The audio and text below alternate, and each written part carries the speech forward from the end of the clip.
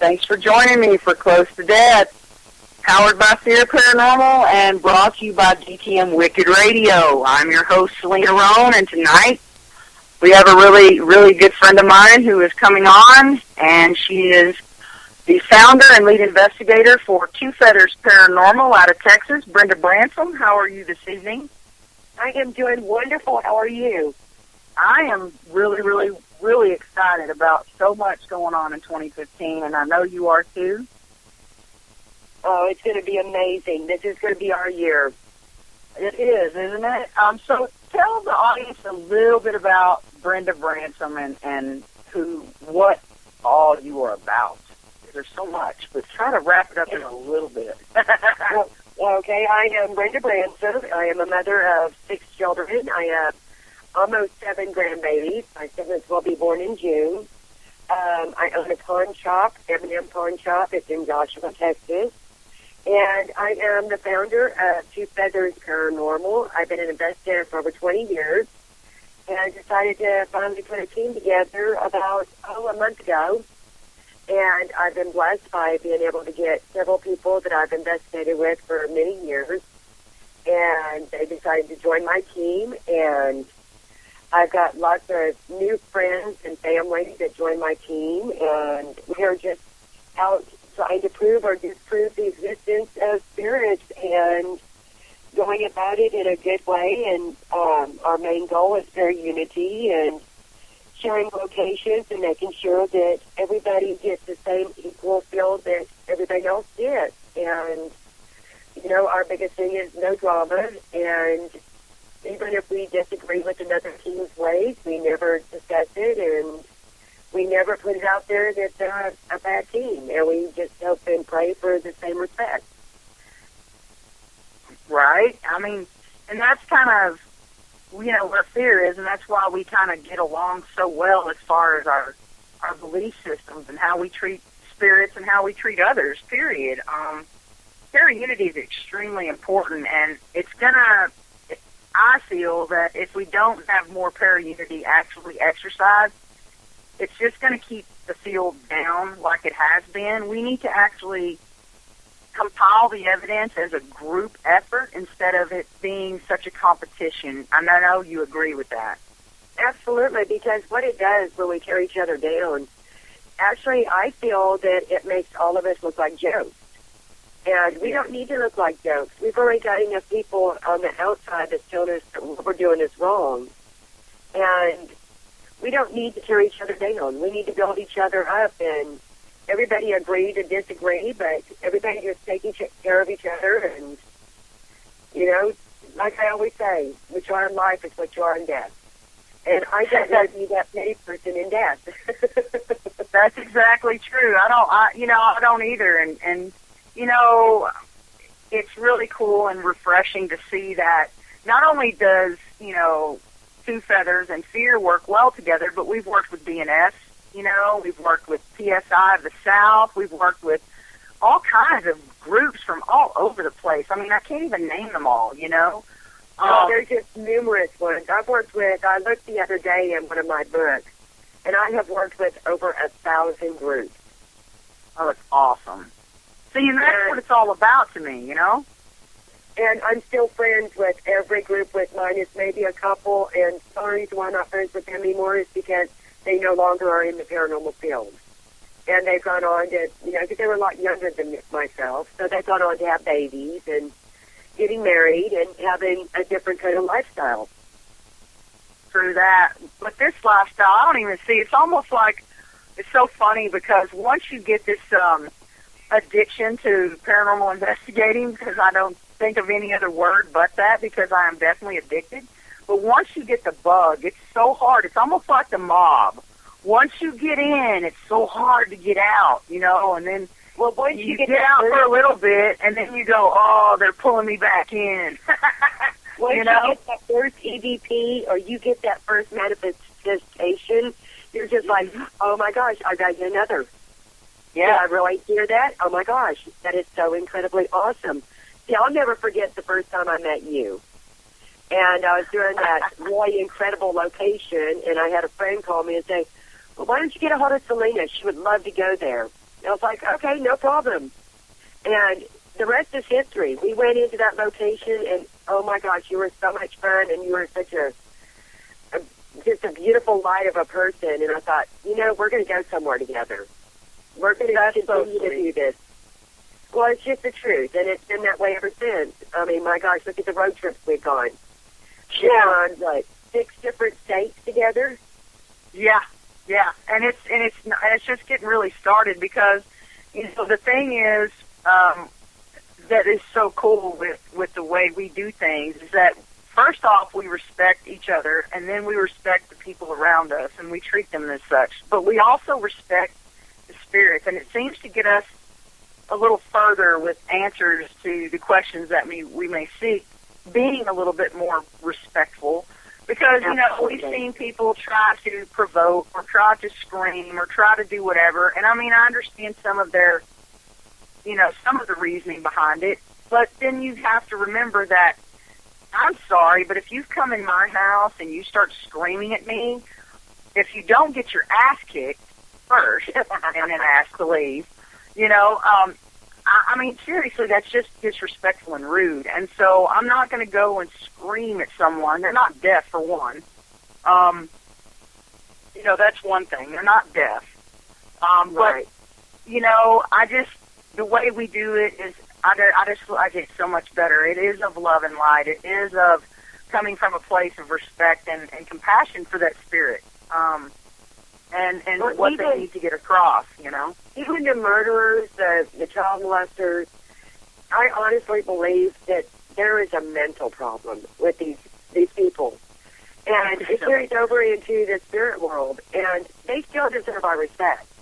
Because they're not asking to come talk to us, we're asking to talk to them. And it's so much nicer for them to be able to answer our questions, and they're going to be more willing to answer them if we use a little bit more respect than sitting there and just treating them like they're pieces of poo. Yeah, exactly.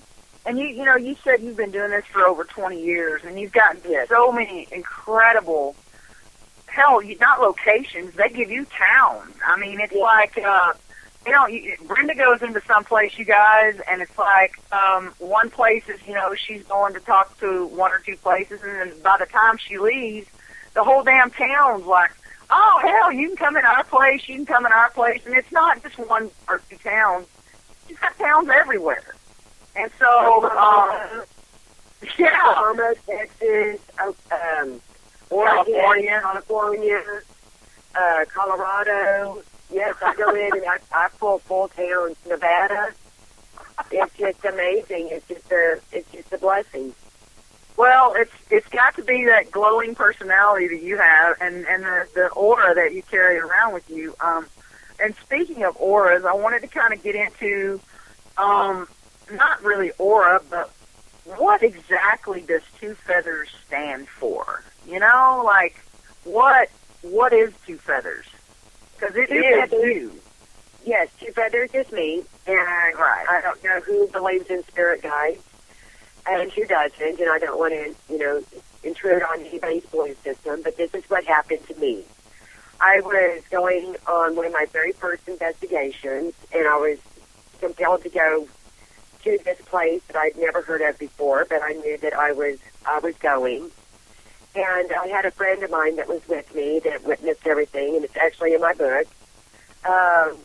Long story short, we were driving down the road, and the road was 14 miles to get to the location. It took us almost 6 hours to go those 14 miles. And we heard a lot of horseback riding. I'm Apache too, that's my heritage. And we heard my vehicle was surrounded by horseback. And I slowed down apparently, and I think I pulled over, I'm not quite sure. And there was this very amazing Indian warrior that was at my window. He handed me 2 hawk feathers, and he told me to put them in my heart. And as long as I had my 2 feathers, I would always be protected with every realm of my body. And the spirit world will always make sure that I'm safe. So I have carried those 2 feathers in my heart, my mind, my body, and soul ever since that day. The next day, we went back to go find out why we never made it to that location. And right as I had received my 2 feathers, we looked over there, and there was a dead hawk. Oh, wow. And it was absolutely an incredible journey that I have gone on ever since.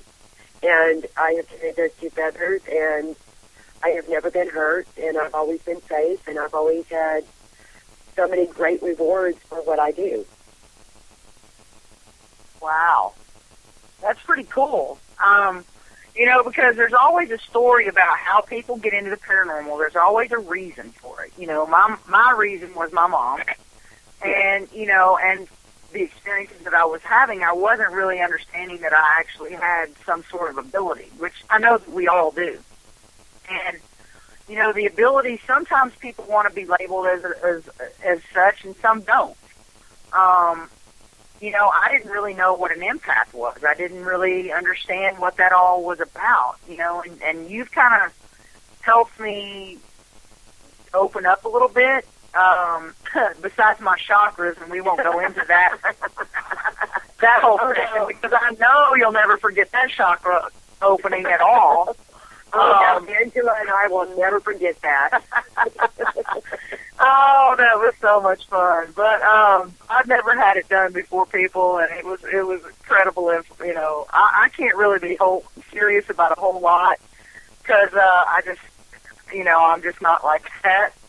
But it was pretty eye-opening and chakra-opening to have that done. But you know, you've also more than others.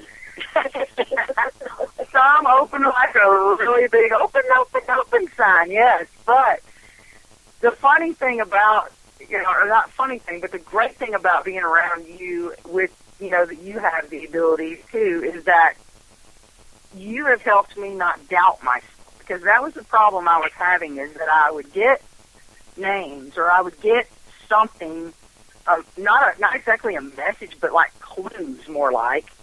And, like a puzzle. Like a puzzle, but I would always talk myself out of it, like, oh, that was whatever, you know, or where did that come from, and just blow it off. You know, I never really would put 2 and 2 together because I just didn't think anything about it until I started getting around, you know, like Chip and you and, you know, Charlie, and seeing that the different ways of getting the messages are different, because some people can explain how they get them and some people can't. Now, I'm not psychic. I'm not saying that. Please, God, don't anybody take that as me saying I'm psychic, because there is no way I'm psychic. But you're definitely in tune with the spirit world. Definitely. And I can, you know, pick up on stuff, but I just wish I could do kind of what, like, say, you and Penny can do. You know, you and Penny can go somewhere and you can, you know, I don't know about tasting blood or whatever, like we did at that one case. I'm not real big on that part of it. But I mean, if I could just see the Indian guys around me, and that would be so cool. But you can't pick and choose, can you, what you actually get? No, but you can absolutely work on some of it. Okay. You can absolutely work on it. And there's a lot of people that have actually bought the books and learned how to become more open to what they can see or feel or hear. And those people do say that they can do that. I don't know, because I've never done that, but, right, you know, mine's just a natural God-given gift, and, you know, I'm very blessed to have it. Yeah, you are, you know, and I mean, I think that, no, I'm not saying that I had the God-given gift, but after the you know, dreams that I've talked to you about, and I'm sure the audience has heard about or so, after you shut your ability down that you once had, you know, if that was what was happening, and I completely shut down because of all the trauma and, you know, hurt that it caused me personally, thinking that I caused those things to happen, when you shut that ability down, it is so damn hard to recover that. It's almost like you're saying, no, God, I don't want this gift. Here, take it back. And right. and then later on you're going, damn, can I have that now? Yeah, can I, you know, I'm sorry that I didn't understand, you know what I mean? But, you know, I'm starting to open up and things like that. You're older now, and you're older now, and you're more in tune with who you are than what you were when you were younger. And that's the problem is when you're young and you have it so strong,